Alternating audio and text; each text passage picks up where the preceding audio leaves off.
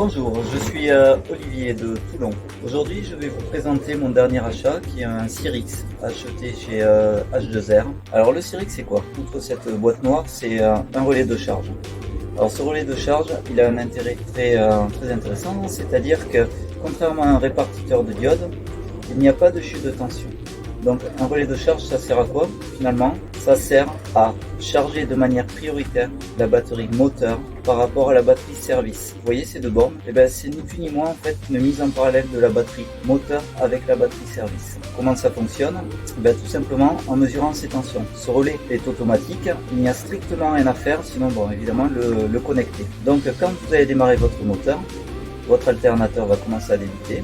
Et ce que l'on veut par-dessus tout, c'est que la batterie moteur soit alimentée en priorité évidemment par rapport à la batterie service. Pour ce faire, en fait, il va mesurer la tension aux bornes de la batterie moteur qui va comparer aux bornes de la batterie service. Quand la batterie moteur aura atteint un certain niveau, alors le relais se fermera et permettra la charge de la batterie service. Dessous là, vous voyez 4 bornes.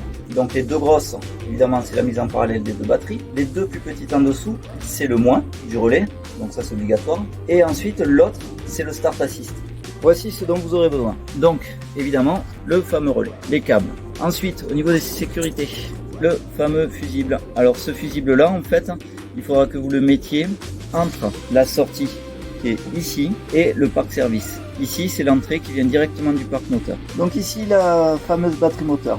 Donc, ma borne de mon Sirix va venir se brancher ici. Donc, vous voyez, mon relais, il va venir à peu près ici. Et sur l'arrière, les fameuses batteries service. Et maintenant, après 2 heures de boulot pas franchement intense, mais comme quoi tout amateur peut le faire, voici le résultat. Donc ma batterie moteur et ici mon fameux câble qui va à mon Sirix. Et voici le détail. Alors, au fond, le petit boîtier noir que je suis en train d'éclairer, c'est le Sirix avec ce câble là qui vient de la batterie et ce câble là qui va jusqu'à ce petit boîtier noir. Alors ce petit boîtier noir, c'est le fusible que je vous ai montré tout à l'heure.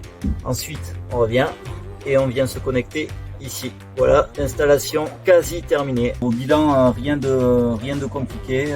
Il faut du câble, des cosses. Le plus pénible peut-être sera trouvé en fait à faire sortir les cosses si vous voulez faire une installation propre. Mais après, il n'y a aucune difficulté particulière. Et puis encore une fois, son rôle, c'est bien de charger la batterie moteur en priorité. Mais les deux seconds rôles qu'on peut lui donner aussi, c'est le Start Assist pour seconder la batterie moteur. Et aussi, quand vous avez une installation photovoltaïque, comme moi c'est le cas à bord de mon bateau, eh bien c'est le panneau solaire qui me recharge ma batterie moteur quand le parc service et à la condition que le parc service soit plein. Donc finalement c'est un bon investissement. Voilà, je vous remercie, je vous dis à bientôt.